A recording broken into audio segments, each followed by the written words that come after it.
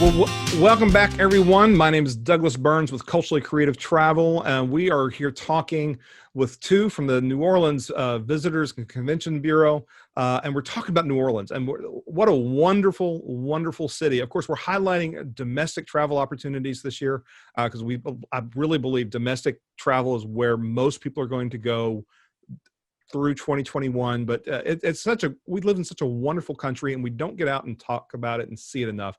And New Orleans is a world-class city.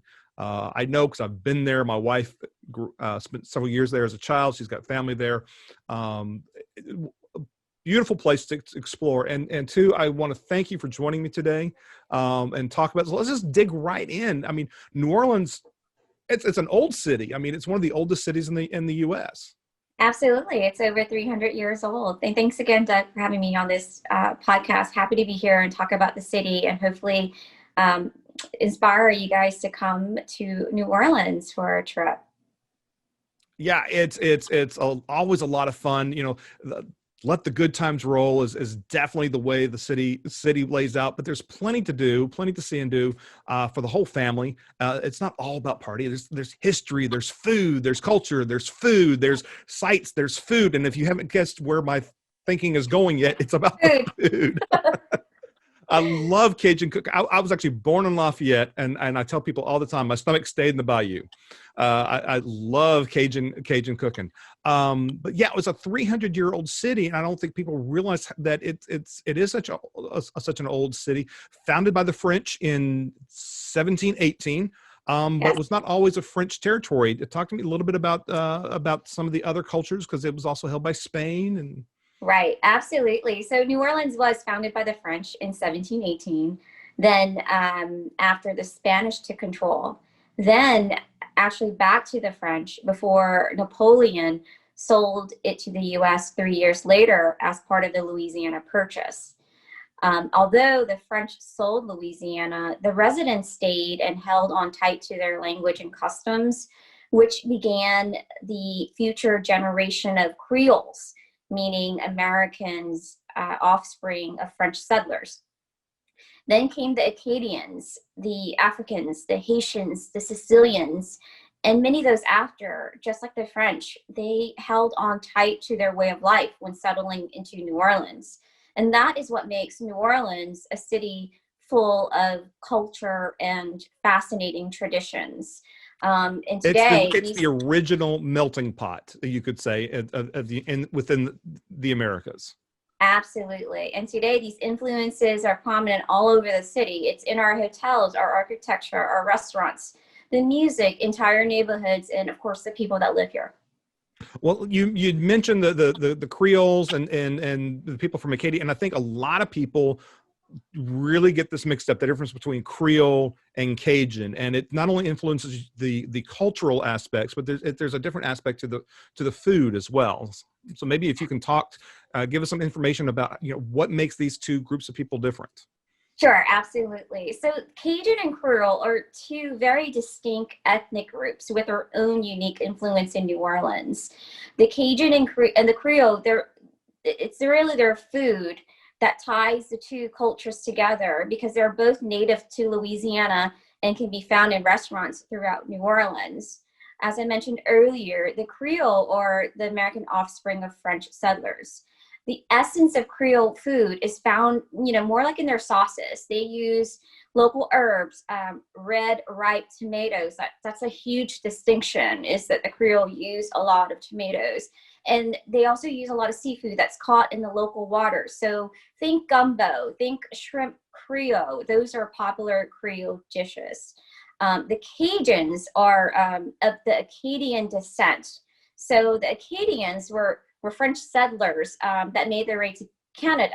But in the late 1700s or so, they were exiled and moved into Louisiana and settled into Louisiana. And which started the Cajun culture here in New Orleans and the state of Louisiana. So, Zydeco is a huge music genre here in the city that the Cajuns are known for. And their dishes like jambalaya, gumbo, those are the popular dishes that are influenced by the Cajun culture. You could almost say that the Creole cooking, we'll stick with Creole cooking, can almost be defined as a more cityfied, more refined cooking style, whereas Cajun is going to be more homegrown, Right. one pot meal type Right, experiences. right. Because the Creoles have so much European history into their cooking and into their culture. Like I said, it's predominantly French, but you have Italian influences, you have African influences, all mixed into that Creole cooking. So it is a little bit more complex, I would say, than the Cajun food, but all both fabulous, both amazing, and both what makes the city such a great place for our food lovers. And just grab a fork and dig in. And I Yes, gotta say this, I swear there's a law somewhere on the books there in New Orleans that it's illegal to serve bad food in that city. I've never gone into a it's my restaurant and had law a for bad sure. meal. No, you can't. I mean, the food here is just amazing. It really is a true food lover's paradise. And for food lovers, you should really know there is a multitude of world famous restaurants by world famous chefs throughout the city.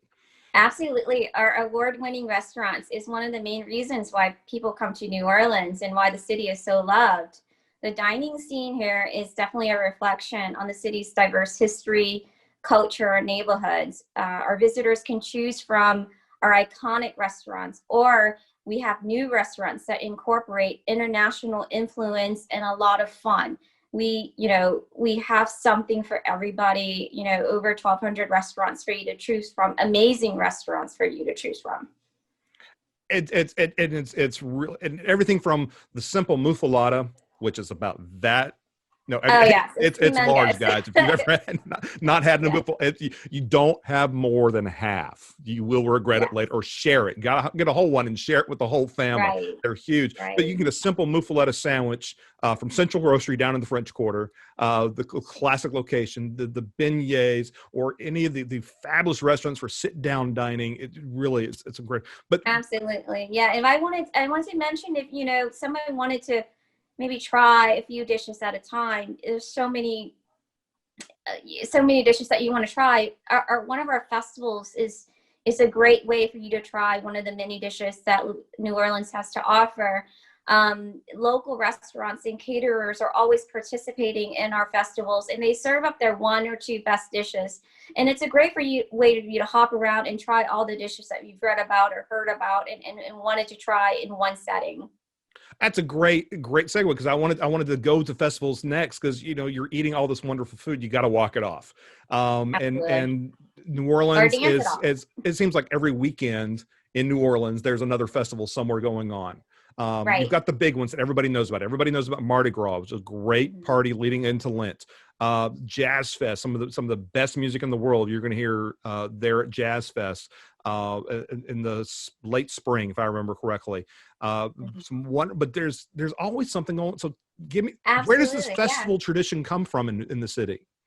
We host over 130 festivals a year. And so more than likely anytime you're in the city, there's some kind of festival going on and celebrating anything. We love to celebrate, anything that can be celebrated. We have beignets festivals, we have fried chicken festival, we have a macaroni festival, we have barbecue blues festival. So, you mentioned the big ones. Those, it's amazing time to come, and they're internationally known festivals. People travel from all around the world just to come to the city and enjoy these festivals. But know that, anytime you're in the city, be sure to go onto our website at neworleans.com and check our calendar of events, because I think it's a really unique way to experience the city, just like a local like myself. We would come out in the morning, we would find a place, we would scan the music offerings, the food offerings, and we would just kind of chill all day, dancing, eating, great food, and then listening to amazing music. And there's a ton of amazing music. New Orleans, in addition to being a great food town, is a great music town. There's been it's the birthplace of American jazz. Some great contemporary artists that have come out in recent years, in addition to some wonderful historic artists. Truly a magical city that just, it seems to explode in culture. Uh, Absolutely. what are some of the, for someone who's never been, and if you, and I can't believe I'm saying this, that someone has never been to New Orleans, because it is such a destination city.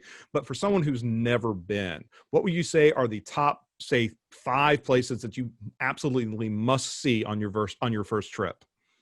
Sure, absolutely. There's so much to do and see in the city. So I always recommend, breaking it up into, some of the components that makes New Orleans such a great place to visit. So history, culture, cuisine, and then just kind of definitely follow that itinerary. Make sure you hit all the great spots. For instance, for a history lesson, I think a carriage ride is a great way to learn about French Quarter history and architecture. Our carriage rides offer a 30-minute tour, or you can opt for an hour-long tour that includes a stop and tour to learn the history and traditions of a New Orleans above-ground cemetery. We have a brand new museum that's dedicated to a New Orleans original cocktail, the Sazerac. So the new Sazerac House is an interactive museum that has 3 levels of exhibits, tasting stations. There's an in-house distillery. There's also a really unique gift shop there. You can purchase all the things that are needed to make the Sazerac cocktail. And they also have a collection of spirits from all around the world. And the one great thing, if anything is better, the admission is free, and that includes the tastings. Oh wow, Um, that's a mhm. heck of a deal. That definitely. Or, if you want to get outdoors a little bit, we have some really beautiful national state parks. For instance, right outside of New Orleans, we have the Jean Lafitte Historical Park. There you can walk along trails and you spot alligators, wildflowers, and plants. Our parks offer self-guided tours and cell phone tours.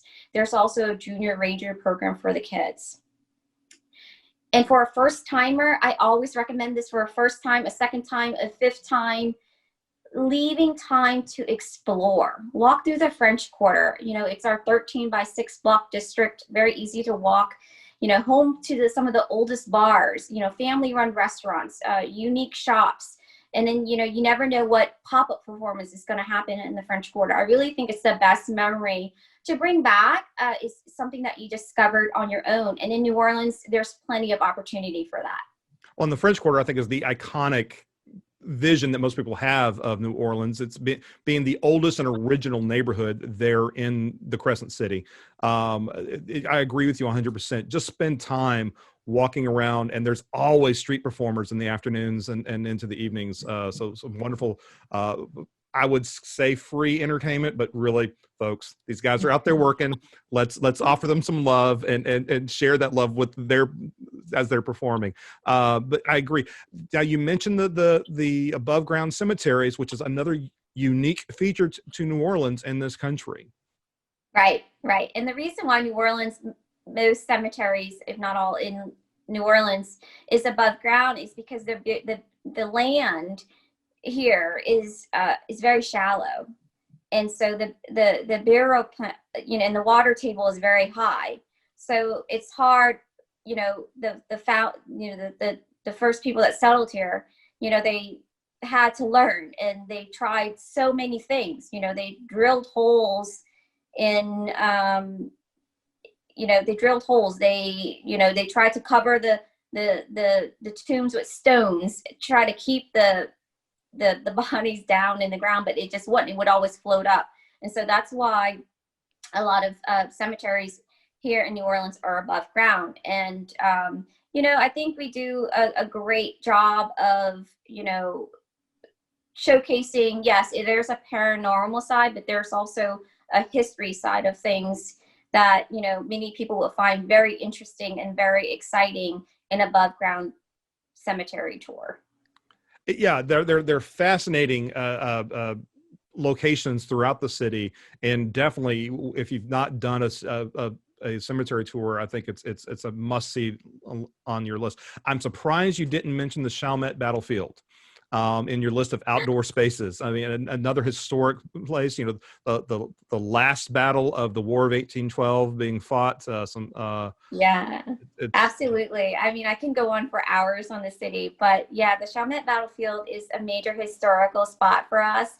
And I think the best way to see the battlefield is a cruise down the Mississippi River. So, Creole Queen is a company that offers a lunch cruise down the Mississippi River to the Chalmette Battlefield, where one can get off and tour the area and then hop back on and ride back to downtown New Orleans. makes it very, very easy, and that's on a paddle wheel. It's not just an open. It's a traditional paddle wheel style vessel, and the lunch, if I remember right, is Cajun themed or Creole themed. So what a wonderful thing to do with your family, especially if you've got young kids and you're trying to teach them a little bit about history in a fun and exciting way. Open them up to some new flavors, some new foods. You take a paddle wheeler down the Mississippi, down to Chalmette, and soak in some of the U.S. history. And I know the Rangers down there; they do an excellent job. Yeah. I've Right. spoken to them; they're really, really wonderful. Right. Personally, I think one of the highlights of the city, and this is a relatively new one. I say relatively new; it's been around for a few years now. It's the World War II Museum, and I know it's an indoor facility, but come on, that rivals, if it's not better than, the Smithsonian, and the connection that the city has yes. to the World War II. The World War II Museum really does an incredible job of presenting that story. They do. They really do. And Congress designated the World War II Museum here in New Orleans as the official World War II museum of the country. And wow, I did not know that. The space itself has won so many accolades. I believe it was a year or two ago they won best museum in the country and maybe second in the world. It's a fantastic space, and they never stop adding on to it. The exhibits are amazing, and they just added a hotel onto the museum campus. So it's a Curio by Hilton, but it's a hotel that is right on the museum campus, and it's doing such a great job because it really is a reflection of the museum. The hotel itself is very tastefully done, and they pulled a lot of artifacts from the museum into the hotel, so it makes it one whole complete experience. But yeah, a lot of times people ask me how much time should I allot for the World War II Museum, and I can spend a day there and not even touch half of the exhibits, because there's the road to Berlin, there is the 4D experience that's written, narrated, and directed by Tom Hanks that everyone should partake in before venturing out into the museum. They have a lunch and a show, a live a cappella show. The Liberty Bells there, they perform all the songs that changed the world. I mean, there's just, we can do a whole webinar just for the World War II Museum itself. But yes, it is a huge draw in the city, and it's fantastic for those, history lovers and anybody that comes into the city that, may not know about it. If you walk in, it's going to take your breath away. And then there's a lot of things that, you might have learned about the city that you would never, kind of connect New Orleans to the World War II. It's really, you've got to take, at least, if you've got the time, take at least a day. At minimum, you got to take set aside a day. Yes, but with our programs, a lot of times, if I had to push, I'd say a half a day. So with lunch, and a lot of times the husbands really, or the history buffs, you can't pull them away. So I always recommend the wives or the kids go somewhere for the second half of the day and come back to get their husbands, because they can't pull them away from the museum. It really is. It's folks. It's one of the world-class museums out there. It's truly incredible. But there's so much more to the history of the city. We can't talk about New Orleans without talking about the antebellum South. And there's a number of really well-preserved antebellum mansions and antebellum plantations just outside the city along River Road. You've got Oak Alley, world famous Oak Alley. You've seen it in so many museums. The Holmes House and Laura Plantation, which is one of my favorites. There are so many things to see and do from a Right. history standpoint. Absolutely. And the historic homes along the Mississippi River is so amazing, but it is 30 to 45 minutes outside of the city. So when we have a visitor come and they want to tour one, three, or four of their plantations, because you mentioned Laura, Oak Alley, Homus House, Destrehan does an amazing educational program. I always recommend, if you're leaving the city to, visit a historic home, definitely tie in a swamp experience, because they're kind of closely connected. So if you're going to make your way outside of the city, definitely do those two things together. Or if you're driving, another opportunity is to hit those two attractions or experiences on your way in or on your way out. Because when you get into the city, and if you're staying at a downtown hotel, it's so walkable. You can walk and get to anywhere. And there's so much to see and do. Like it's really hard for you to get up and leave for a day, just to and then come back and then finish everything that else is on your list. Oh, absolutely. I agree 100%. And not only is it walkable, there's the bus and streetcar transportation is so easy to navigate. And it's very inexpensive to get around using public transportation. There's really no reason once you land in the city to ever pull out your car keys during your stay. Well, let's talk a little bit about some of the neighborhoods that you can walk around. We've already mentioned the French Quarter and how wonderful it is. Of course, right next door is the Fallbrook Meridian, is another historic district, but there's so much more too. You've got Uptown, Lakeview, Mid City, the Garden District, another very famous neighborhood, and it's the Garden District. Yeah, absolutely. We have some of the most diverse and eclectic neighborhoods. That's how I would describe it. Of course, the French Quarter, there you're going to see, the European architecture, Bourbon Street. You can do some Royal Street antique shopping in the French Quarter, and that's home to all the street performers. We have the Arts and Warehouse District, and that's where it's all the art galleries, the hotels, the restaurants. They were originally industrial renovated warehouses, and that's what makes the buildings there such a huge draw. And that's right outside of the French Quarter.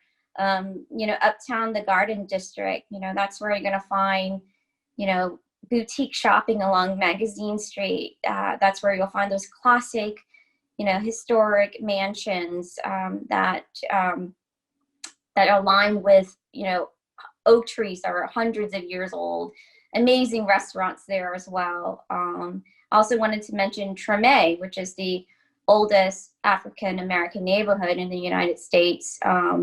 They have the St. Augustine Catholic Church that has an award-winning gospel choir, and they perform every Sunday. And they are open and they welcome anybody from any walk of life. So if you're in New Orleans on a Sunday and you want to come and experience them at the church, it's really, really neat experience.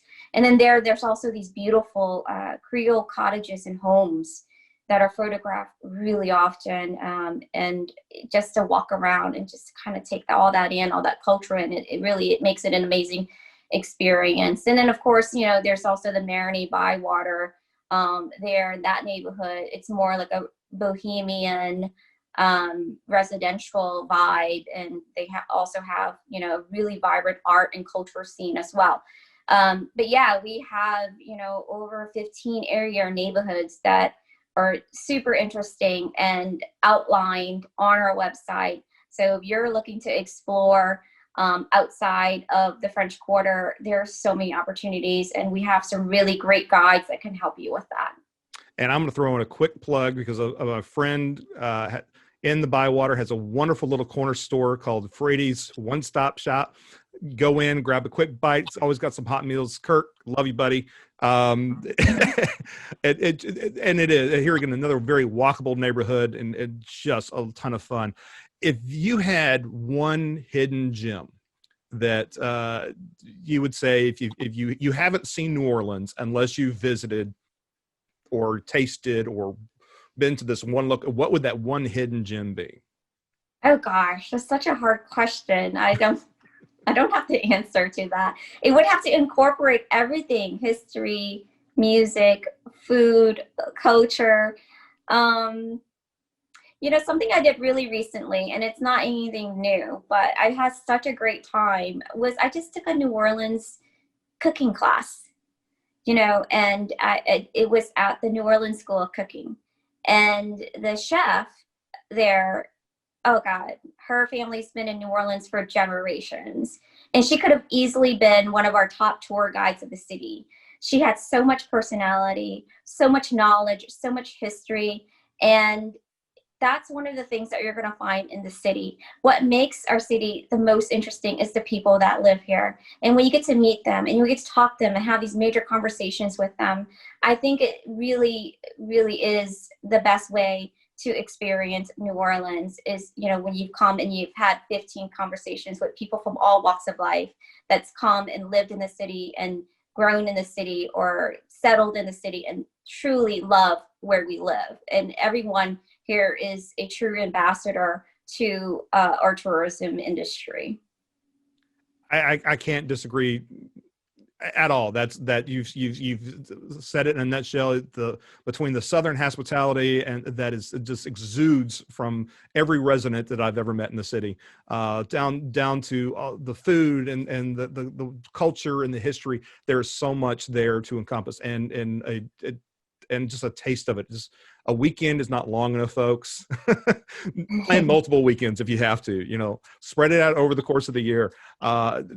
To thank you so much for joining us today and sharing what is so unique about New Orleans.